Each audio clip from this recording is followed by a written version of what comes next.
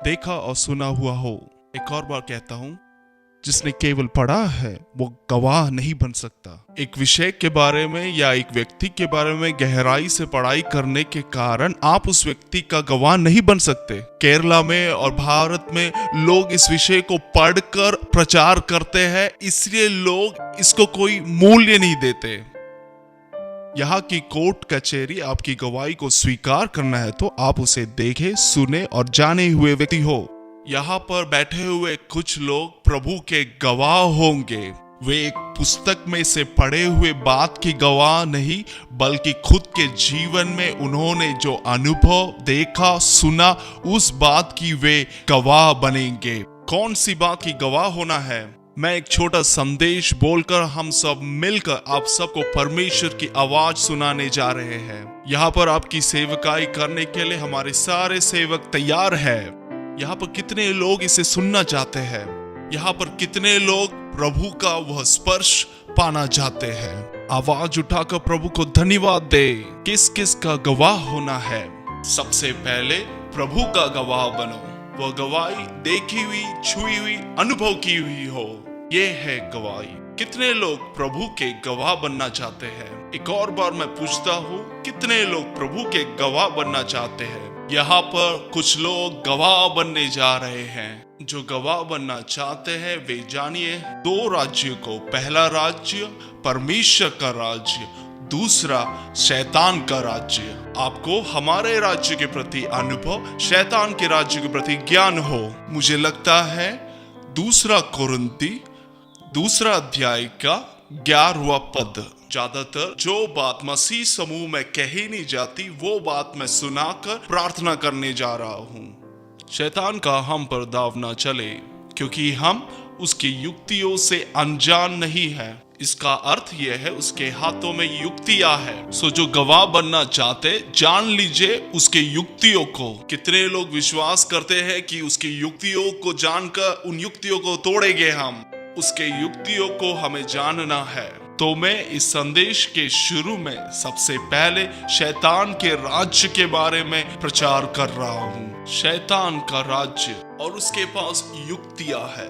यीशु शैतान को कलवरी में हरा दिया। इससे पहले कि आप शैतान को जानो, उसकी हार को पहचान लो। एक और बार मैं कहता हूँ, इससे पहले कि आप शैतान को जानो, उसकी हार को आप जान लीजिए। अगर आप एक कहानी का किताब पढ़ रहे हो और आपको टेंशन हो रहा है कहानी के कारण, तो कहानी का क्लाइमेक्स पढ़ लोगे तो आपका टेंशन खत्म हो जाएगा। कहानी पढ़ने में हीरो और विलन के बीच में हमेशा लड़ाई चलता है। आपको लगता है कि हीरो मरने जा रहा है। अपना प्रेशर मत बढ़ाइए, कहानी का अंत पढ़िए, प्रेशर चला जाएगा। आप जानोगे शैतान हारा हुआ, उसका साम्राज्य हारा हुआ है। पास बैठे हुए व्यक्ति को छू कर कहिए कि क्लाइमेक्स पढ़िए। शैतान को निर्बल ना समझो, क्योंकि इससे एक दुर्घटना हो सकती है। उसे बलवान भी ना समझो, क्योंकि वह भी एक दुर्घटना ला सकती है। इसका अर्थ यह है कि उसे निर्बल भी नहीं, बलवान भी नहीं, क्योंकि इस कहानी में वो हारा हुआ है और 100% हारा और हारेगा, जान लीजिए। तो पहले उसके हार की कहानी हम जानने जा रहे हैं। बाइबल उसके बारे में क्या कहती है। इसलिए शैतान के बारे में सुनने से पहले, जानने से पहले उसके हार के बारे में हम जानने जा रहे हैं। इसलिए हम क्लाइमेक्स पढ़ रहे हैं। पास बैठे व्यक्ति को छू कर कहिए, हम क्लाइमेक्स पढ़ रहे हैं। उत्पत्ति 3:15, बहुत सारे वचन है जो हम पढ़ सकते हैं। उत्पत्ति 3:15, हमें मालूम है स्त्री का वंश सर्प के सिर को कुचल डालेगा, और मैं तेरे और इस स्त्री के बीच में और तेरे वंश और इसके वंश के बीच में बैर उत्पन्न करूंगा। वह तेरे सिर को कुचल डालेगा और तू उसकी एड़ी को डसेगा। तू उसके सिर को कुचलेगा। कुलोसियों 2:15, वो पूरी तरह हारा हुआ है। ये सब वचन कहते हैं। कुलोसियों 2, प्रधानताओं और अधिकारों को अपने ऊपर से उतारकर क्रूस के कारण उन पर जय जयकार की ध्वनि सुनाई और उनको खुल्लम खुल्ला तमाशा बनाया। ये सब वचन हमें बताते हैं कि वह पूरी तरह हारा हुआ है। दूसरी थिस्सलुनीकियों की पत्री 2 अध्याय 8वां पद, इस शैतान को अपने मुंह के फूंक से मार डालेगा, तब वह अधर्मी प्रकट होगा जिसे प्रभु यीशु क्लाइमेक्स है कहानी का, जिसे प्रभु यीशु अपने मुंह के फूंक से मार डालेगा और अपने आगमन के तेज से भस्म करेगा। इसे सुनो, मार डालेगा, भस्म करेगा। कैसे करेगा? अपने मुंह के फूंक से मार डालेगा। यूहन्ना 14 का 30वां पद। शैतान पूरी तरह हारा हुआ है। मैं अब से तुम्हारे साथ और बहुत बातें ना करूंगा, क्योंकि इस संसार का सरदार आता है और मुझ में उसका कुछ नहीं। यूहन्ना 12 का 31। अब इस जगत का न्याय होता है। अब इस जगत का सरदार निकाल दिया जाएगा। तो ये सरदार शैतान है, जिसे निकाल दिया जाएगा, मुंह के फूंक से मार दिया जाएगा, खुल्लम तमाशा बनाकर सिर कुचल दिया जाएगा। 100% गारंटी देने वाले वचन है ये। इब्रानियों की पत्री 2 का 14 और 15। इसलिए जबकि लड़के मांस और लोहू के भागी है, तो वह आप भी उनके समान उनका सहभागी हो गया, ताकि मृत्यु के द्वारा उसे, जिसे मृत्यु पर शक्ति मिली थी, अर्थात शैतान को निकम्मा कर दे। अपने मृत्यु के द्वारा शैतान को निकम्मा कर दिया हमेशा के लिए। उसका अर्थ यह है कि शैतान पूरी तरह हारा है। तो जान लीजिए कि कहानी सुनने से पहले कि वो हार चुका है। इस प्रकार हारा है कि वो फिर से अपने सिर को उठा नहीं सकता। हालेलुया। प्रकाशित वाक्य 20वां अध्याय का 1 और 2 पद। फिर मैंने एक स्वर्गदूत को स्वर्ग से उतरते देखा, जिसके हाथ में अथाह कुंड की कुंजी और एक बड़ी जंजीर थी, और उसने उस अजगर अर्थात पुराने सांप को, जो इब्लिस और शैतान है, पकड़ के 1000 वर्ष के लिए बांध दिया। उस पुराने सांप को, जो शैतान और इब्लिस कहा जाता है, उसे पकड़ लिया। एक हाथ में जंजीर, दूसरे हाथ में उसे पकड़ लिया, 1000 वर्ष के लिए बांध दिया। मतलब है कि एक ही हाथ से उसे बांध दिया। मुंह के फूंक से मारने लायक ही है वो। तो वो संपूर्ण तौर पर हारा हुआ है। एक और बार मैं कहता हूं, यीशु ने जो किया उसका काम संपूर्ण था। यीशु ने जो किया वो संपूर्ण था। पास बैठे हुए व्यक्ति को छू कर कहिए कि यीशु ने संपूर्ण काम किया। यीशु ने संपूर्ण काम किया। जो गवाह बनना चाहते हैं, इस बात को हृदय में रखिए चलिए कि शैतान का हार संपूर्ण था और यीशु ने अपना ड्यूटी पूरा किया है। यीशु का काम संपूर्ण था। अब देखोगे कि आज हमारे बीच में प्रभु बड़े कामों को करेगा। Hallelujah, hallelujah, hallelujah. यीशु ने जो ड्यूटी किया वो पूरा था। तो वो जो काम किया उसमें 1% भी जगह नहीं शैतान अपना सिर फिर उठाए। हालेलुया। कितने लोग इसे विश्वास करते हैं?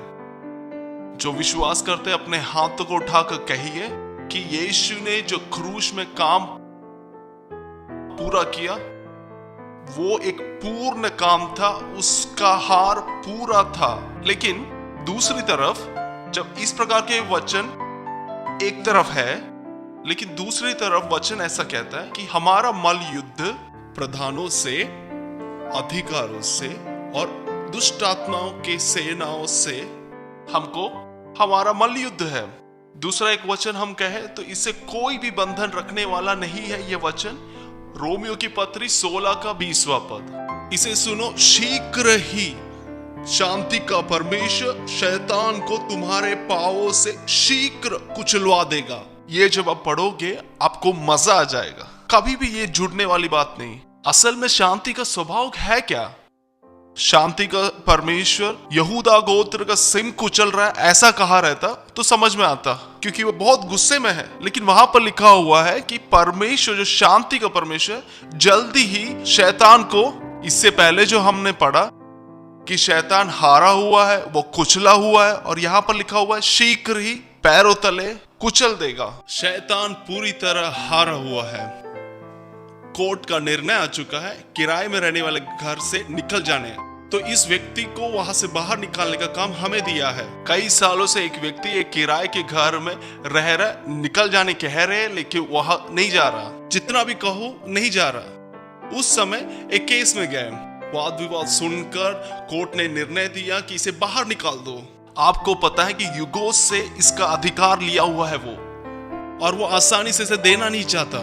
यहाँ पर हमारी जिम्मेदारी है इसकी सारी जो चीज जो घर में है उसे उठाकर बाहर फेंक देने के लिए, उसमें राज्य करना है।